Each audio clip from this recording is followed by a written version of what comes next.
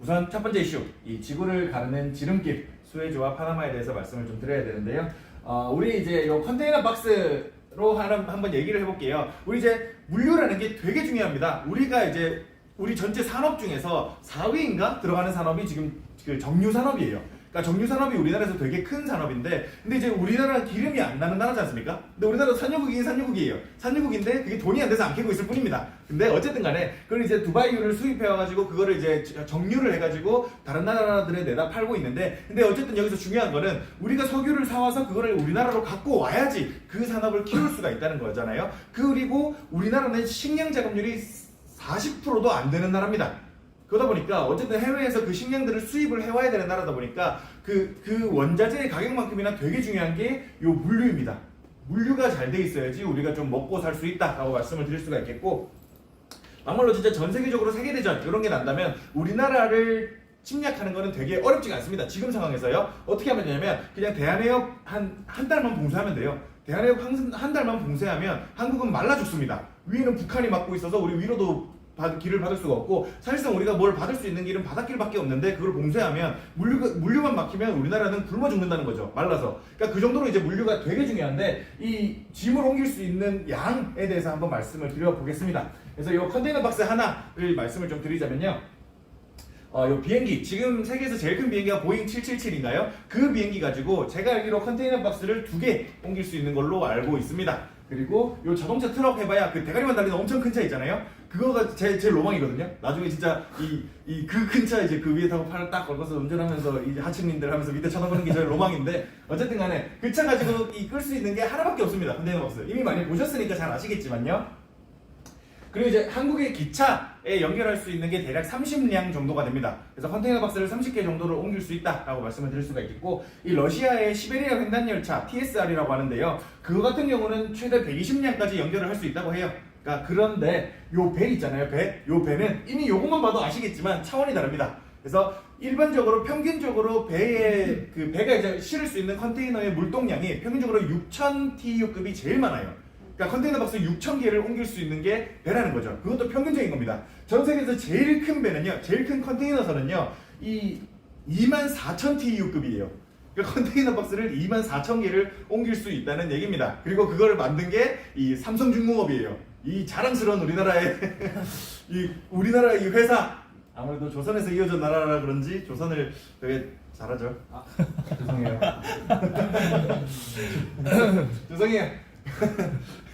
그래서 이제 그만큼이나 이제 중요한 게 보시면 이제 글로벌 트랜스포트, 그러니까 전체 이제 그 운송 시장에서의 비중이 이 오션 해운 시장이 70%나 차지를 한다라는 것을 알 수가 있겠습니다. 그러니까 이제 물동량 기준인 거고, 가격으로 따지면 이 에어프레이트가 좀 올라가요. 에어프레이트가 좀 한 2-3% 정도까지는 올라가게 됩니다. 가격 기준으로 따지면요. 근데 이제 물량 기준으로 따졌을 때는 역시 바닷길을 통하는 게 가장 많다라고 말씀을 드릴 수가 있겠습니다. 그러다 보니까 이 인류는 옛날부터, 고대부터, 인류의 거의 태초부터, 그러니까 그러니까 물류가 있는, 그러니까 이제 거래가 있으면 물류가 무조건 있겠죠. 그러니까 거래가 존재하는 모든 인류 문명들은 이 해상 운송에 대해서 중요하게 생각해왔고, 조금이라도 더 빨리 갈 수 있는 길을 찾기 위해서 연구를 해왔습니다. 그 해상 운송에서, 약간 해상이 아니라 바다가 아니고 이거 뭐라 그러냐, 수로, 그러니까 물을 통한, 해상이 아니고 뭐라고 하죠? 그냥 물길로 가는 거를 해운. 해는 바다잖아요. 강 운송도 수상? 뭐 단어가 있었는데 기억이 안 나네. 여튼간에 어쨌든 그 운송을 위해서, 그러니까 물길을 통한, 수로를 통한 운송을 하기 위해서 노력을 해왔고, 그거는 우리나라도 있었어요. 우리나라도 조선시대 때 여기 안면도 다들 가보셨죠? 이 안면도가 원래는 안면 고지였습니다. 섬이 아니었어요. 섬이 아니었는데 조선 인조 때 여기를 뚫어가지고 안면도로 만들었습니다. 그래서 원래 이제 여기서 이제 서해 바다로 나가려면 이렇게 돌아서 나갔어야 했던 거죠, 원래는. 근데 이제 여기를 뚫어가지고 도로 만들므로써 여기서 이제 여기로 바로 나가서 서해로 나갈 수 있게 된 거죠. 요게 이제 운하라는 거에 의의라는 거예요. 그러니까 이제 인공적으로 길을 뚫어가지고 만들어 놓은 걸 운하라고 얘기를 합니다. 그래서 이제 배가 지나갈 수 있도록 길을 만들어 주는 거죠. 그리고 이제 조선보다 좀 더 이전에 고려시대 때도 여기를 뚫어가지고 운하를 만들려고 했었습니다. 근데 기술력의 부족으로 결국 실패를 하기는 했지만요. 지금도 이제 여기 태양군에 가면 굴포 운하를 팔려고 했던 흔적지가 있어요. 흔적지가 있고, 만약에 이게 뭐 어차피 성공은 못했을 거지만 만약에 성공을 했다면 이 태안도 섬이 되는 겁니다. 아마 한국에서 제일 큰 섬이 됐겠죠. 이제 그렇게 되는, 이제 어쨌든 간에 이 우리 인류 문명들도 이런 노력들을 되게 많이 했다라고 말씀을 드릴 수가 있는데, 그래서 이제 지금 전 세계적으로 가장 성공적으로 잘 판 운하가 뭐냐, 이제 제가 말씀드릴 요 수에즈 운하라고 말씀을 드릴 수가 있겠습니다. 그래서 이제 이집트 여기에 있거든요. 그래서 여기 홍해, 여기가 이제 나일강이고요. 여기 홍해를 지나서 지중해로 넘어가는 곳이, 여기가 이제 원래 땅이었습니다. 한 200km 정도가 땅이다 보니까 거기를 이제 그 배가 지나갈 수가 없었습니다. 근데 이제 여기는 그래도 모래니까 열심히 노가다를 해가지고 삽질을 해서 땅을 파낸 거예요. 그 200km 거리의 땅을 그렇게 파내가지고 지금 여기가 홍해고요. 여기서 이제 이렇게 해서 이렇게 가는 인공 수로를 만들어냈습니다. 그래서 이게 수에즈 운하라고 말씀을 드릴 수가 있겠고요. 원래는 이제 유럽에서 아시아 쪽으로 갈거나 아니면 인도 쪽으로 가려면 이렇게 가서 아프리카 대륙을 지나서 희망봉을 넘어서서 이렇게 갔어야 됐습니다. 근데 이 수에즈 운하 덕분에 여기서 이제 시작해서 이 운하를 지나가서 이렇게 빨리 일단은 인도, 그때 당시에 인도 무역, 그러니까 이게 개통된 게 1870년대거든요. 그때 당시에는 인도와의 무역을 되게 많이 할 때였다 보니까 이 유럽에서 인도를 빨리 가는 길을 파는 게 가장 중요했고, 그래서 사실 그때 당시에 수에즈 운하의 목적은 여기서 이렇게 인도로 가기 위한 게 가장 컸었습니다. 근데 지금은 이제 아시아에서 유럽으로 가는데도 여기보다는 여기가 더 빠르다 보니까 이 수에즈 운하, 그러니까 이렇게 이상하게 나왔는데, 원래 이제 여기로 해서 이렇게 말라카 해역을 지나가지고 여기 이제 싱가포르 있죠? 여기 싱가포르에서 이제 중개 무역도 많이 하고 싱가포르 지나가지고 이렇게 많이 가게 됩니다. 그래서 이게 수에즈 운하의 의의인 거고, 그러니까 한 6-7천 킬로 정도를 줄여줍니다. 운항 거리를. 그러다 보니까 기름값도 엄청나게 많이 아낄 수가 있겠죠. 그리고 시간도 한 열흘 정도를 아낍니다. 그래서 이 수에즈 운하가 되게 큰 의미를, 인류한테 되게 큰 의미를 가지고 있다라고 말씀을 좀 드릴 수가 있겠고요. 그러다 보니까 이제 개통 전에는 전부 다 이제 요 희망봉을 지나가지고 가는 요 루트로 갔었거든요. 인도를 가든 여기 동남아를 가든 여기 오세아니아를 가든 이렇게 가고 있었는데, 뭐 오세아니아 가는 거야 뭐 여기 희망봉 지나는 루트로 가면 되는데, 요 아시아 쪽으로 넘어가는 루트는 전부 다 요 수에즈 운하를 타게 된 겁니다. 그래서 엄청나게 많이 늘어나고 있다라고 말씀을 드릴 수가 있겠고요. 그래서 어쨌든 간에 인공수로고 지금 요거를 소유하고 있는 건 이집트 정부입니다. 그러니까 원래는 이제 프랑스랑 영국이 좀 같이 어떻게 해서 이렇게 티격태격 하다가 1900년대 들어선가 이 이집트 정부에 반환을 하게 됐고, 그래서 지금 소유권을 갖고 있는 거는 이집트 정부이고, 그러니까 안 그래도 여기 이집트가 여기 수에즈 운하를 지나가는데 통과료를 받을 거 아니에요? 그 받는 통과료만 국가 예산의 거의 한 10% 가까이 된다라고도 얘기를 하더라고요. 그래서 엄청나게 많은 국가 예산의 큰 비중을 차지하고 있는 게 요 운하 통과료라고 말씀을 좀 드릴 수가 있겠습니다. 그래서 그것도 많대요. 여기 세관들도 있을 거고 한데, 운하 통과하는데 뭐 물건 감매하고 기도 좀 주세요 이렇게 하는 것도 되게 많대요. 근데 이렇게 돌아가는 것보다는 그렇게라도 하는 게 나으니까 어쩔 수 없이 수에즈 운하를 통과를 많이 하게 될 수밖에 없다라고 얘기를 하고 있습니다. 그리고 이제 또 하나의 엄청나게 성공적인 운하가 이제 요 파나마입니다.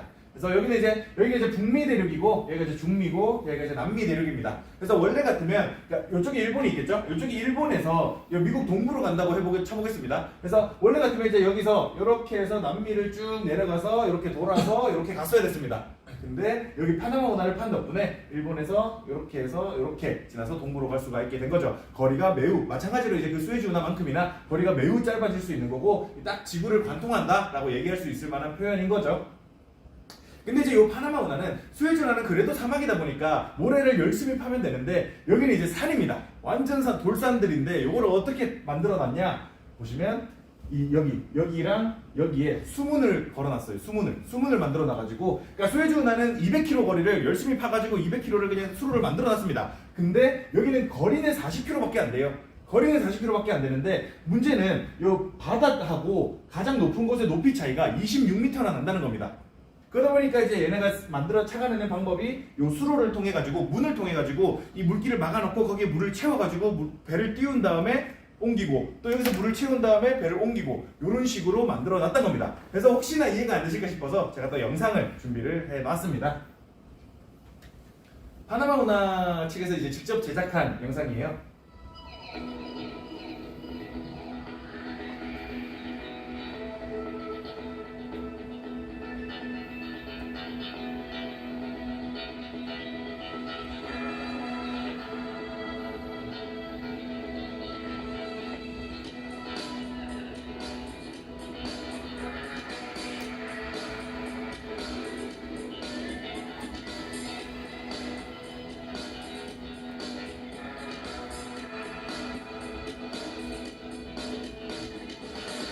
호수를 지나가지고 다시 내려갑니다.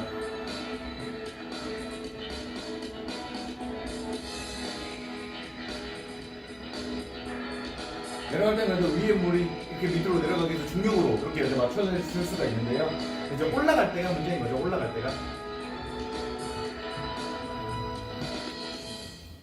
그리고 요거 예시 영상이고, 요거는 이제 실제로 이게 배가 통과하는 과정을 한 50배속 정도로 이제 촬영을 한 건데, 촬영을 해서 50배속으로 돌린 건데, 보통 이제 이거를 통과하는데 한 17시간 정도 걸린다고 합니다.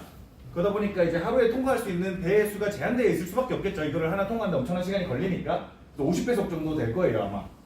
보시면 좀 대기 타다가 이제 문으로 딱 들어갑니다. 그래서 여기서 물을 쫙 채우죠.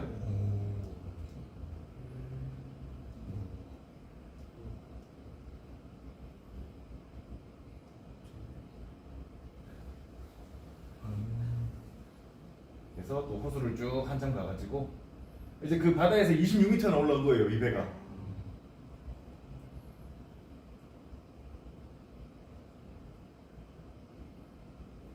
엄청 크죠, 이 배. 여기 있어.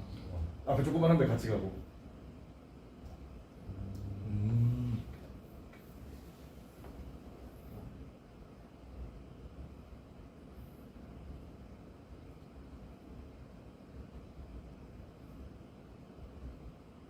이런 식으로 통과를 하게 됩니다. 제가 이제 스웨즈 운하의 정확한 요금표를 체크를 하지 못했는데요. 파나마 운하는 이 그 배의 무게에 따라서 요금을 다르게 책정을 한다고 하더라고요. 배 크기에 따라서. 근데 이제 제일 비싸게 내고 통과를 했던 게 그 디즈니가 소유한 이 여객선이었대요. 여객선인데 이 통과하는데 1억 원 넘게 내고 통과를 했답니다. 한 번 통과하는데. 그러니까 한국 돈으로요. 그리고 이제 제일 싸게 통과했던 거는 이 혹시 그 영화 친구 보셨나요? 영화 친구? 그 조련과 바다 거북이 아세요?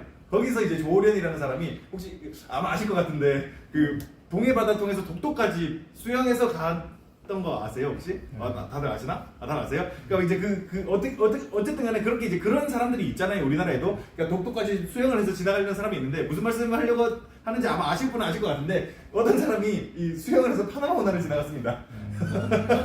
그 사람이 이제 통과료로 낸 게 36센트였어요. 36센트. 그래서 아마 저희가 통과하려면 한 72센트는 내야 될 것 같기는 한데 어쨌든 간에 가장 싸게 통과했던 게 36센트였고 가장 비싸게 통과했던 게 이제 1억을 넘는 돈을 내고 통과를 해야 됐던 이제 그런 케이스들이 있습니다. 그러니까 엄청 비싸긴 비쌉니다. 그 스웨즈 운하도 몇 천만 원 단위예요, 통과료가. 근데 이제 희망봉을 지나는 거나 아니면 여기 남미를 통째로 지나는 것보다는 시간도 열흘 정도를 단축시켜줍니다. 엄청나게 많은 시간을 단축시켜주고 그만큼 에너지 값도 많이 단축시켜주기 때문에 이게 훨씬 나은 거죠. 그 돈을 내더라도. 그래서 이제 스웨즈 운하와 파나마 운하를 많이들 이용을 하고 있는 건데 파나마 운하도 원래 이제 미국 서부에서 미국 동부로 가려면 29,900km를 가야 되는 게 8,370km밖에 안 되게 되는 거죠. 그래서 일본에서 가는 것도 마찬가지죠. 이렇게 가는 것보다 이렇게 가는 게 훨씬 빠르니까. 그래서 이제 요 두 개가 전체 해운 수송의 아마 30% 정도는 차지를 하게 될 겁니다. 엄청나게 많은 물동량이 이 수에즈와 파나마를 통과해서 지나가게 되고 있어요. 근데 이제 문제가 뭐냐? 요 파나마 운하가 파나마 운하에서 그러니까 물을 높이기 위해서는 여기서 이제 어디서 물을 끌어와서 거기 물을 부어줘야 되잖아요. 근데 여기 이거를 부어주는 알라후엘라호에 가뭄이 들고 있습니다. 그래서 이제 이 가뭄의 원인에 대해서는 그 엘니뇨와 라니냐 얘기를 많이 하거든요. 그러니까 이제 이 태평양이 있지 않습니까? 태평양이 있는데 태평양 동쪽에 이제 미국 대륙이 있고 아메리카 대륙이 있고 태평양 서쪽에 이제 아시아 대륙이 있잖아요. 그러니까 이제 태평양 서쪽이 따뜻해지는 현상을 엘니뇨라고 하고요. 태평양 동쪽이 따뜻해지는 현상을 라니냐라고 합니다. 근데 이제 태평양 서쪽이 따뜻해지면 이 태평양 동쪽은 비교적 바다가 차갑다 보니까 그래서 이제 수증기가 증발을 잘 안 하게 됩니다. 그러다 보면 이쪽에 비가 잘 안 내리게 되는 거죠. 그러다 보니까 이제 가뭄이 오고 있는데 그래서 이제 호수가 수위가 많이 낮아졌습니다. 원래 빨간색으로 돼 있던 부위들이 다 이제 물이 차 있는 부위인데 그게 이제 비가 안 오다 보니까 호수의 수위 물은 계속 길어다 쓰지 비는 안 오지 하면서 호수의 수위가 계속 낮아져가지고 이 빨간색 부분이 다 없어지게 될 정도가 됐습니다. 그러다 보니까 이제 얘네가 안 되겠다 해서 내린 게 원래는 38대 배가 통과를 할 수가 있었어요. 하루에 38대를 통과시키고 있었는데 이거를 20대로 줄이게 됐습니다. 엄청나게 많이 감소를 한 거죠. 거의 그러니까 하루에 통과할 수 있는 양이 반토막이 난 거니까.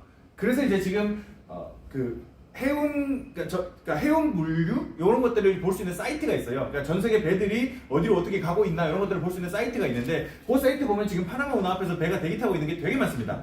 그래서 이거 통과하려고요. 근데 이제 어쨌든 간에 38대에서 20대로 감소를 하게 됐고, 그러는 와중에 내년부터는 그래도 이제 그나마 좀 가뭄이 조금 나아진 것 같아가지고 20척으로 떨어뜨렸던 걸 또 22척으로 늘렸었는데 이거를 24척까지 늘리겠다라는 얘기를 하고는 있습니다. 근데 그럼에도 불구하고 엄청나게 많이 줄어든 거는 어쩔 수 없는 사실인 거죠. 그러는 와중에 이 수에즈 운하에도 문제가 생기는 게 뭐냐면, 이스라엘이랑 가자지구의 전쟁이 있잖아요. 그 전쟁으로 인해서 이 약간 미국의 눈이 조금 딴 데로 돌아가 있는 상태다 보니까, 그때 이제 또 예멘, 이집트 또 바로 옆에 있는 게 또 예멘이라는 나라가 또 있거든요. 그 예멘의 반군들이 요 수에즈 운하의 상선들을 습격하는 이슈가 발생을 하고 있는 겁니다. 그러니까 얘네가 뭐 무슨 이 소말리아 해적 마냥 그렇게 이제 그 뭐 AK-47 이런 거 들고 쏘는 게 아니고요. 진짜 헬리콥터 타고 날아와가지고 이 배에다가 그 도하라고 하나요? 도하를 합니다. 도하를 해가지고 배를 점령해요. 진짜 현대식 무기로. 그래서 그러니까 사실상 이제 후티 반군이 예멘의 정규군이라고 얘기를 많이 하더라고요. 사실상. 그래서 이제 뭐 그런 정도로 요 군들이 이 홍해를 지나가는 선박들에 엄청나게 많은 그 약탈을 하고 있습니다. 근데 이제 또 여기 보시면 여기가 또 소말리아잖아요. 여기가 소말리아. 그러니까 옛날부터 여기는 그러니까 수에즈 운하에서 문제가 터지는 게 아니라 여기를 지나서 아덴만을 지나서 그러니까 홍해를 지나갈 때 여기서 문제가 다 생기는 거예요.